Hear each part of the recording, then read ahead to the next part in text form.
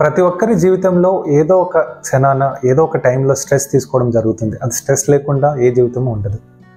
So మీకు తెలుసా, stress ఎక్కువగా తీసుకోవడం వల్ల క్యాన్సర్ వచ్చే అవకాశాలు ఉన్నాయని? ఇప్పుడు మీకు చెప్తాను, వినండి.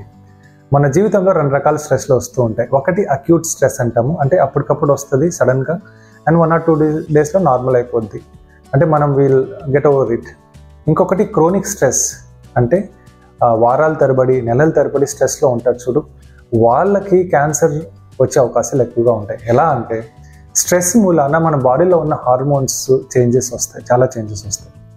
మన బాడీలో ఉన్న ఒక ప్రాసెస్ అనైకోసిస్ అని, ఆ ప్రాసెస్ ఏంటి అంటే డెడ్ సెల్స్ని కానివ్వండి, లేకపోతే ఎక్స్ట్రా మ్యాట్రిక్స్ నుంచి డిటాచ్ అయిన సెల్స్ని కానివ్వండి, మన బాడీ క్లీన్ చేసేస్తుంది.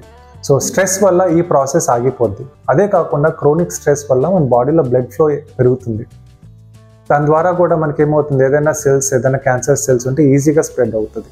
సో ఈ 2 ప్రక్రియల వల్ల మరియు వేరే క్రోనిక్ స్టిమ్యులేషన్, అంటే కాన్స్టెంట్ స్టిమ్యులేషన్ వల్ల, క్రోనిక్ ఇన్ఫ్లమేషన్ వల్ల మనకి క్యాన్సర్ వచ్చే అవకాశాలు ఉంటాయి. సో అందుకని ఎవరైతే క్రోనిక్ స్ట్రెస్లో ఉన్నారో, అంటే నెలల తరబడి వారాల తరబడి, ప్లీజ్ సీక్ హెల్ప్. మెడిటేషన్ కానివ్వండి, లేదంటే డాక్టర్స్ దగ్గర మందులు కానివ్వండి తీసుకోండి.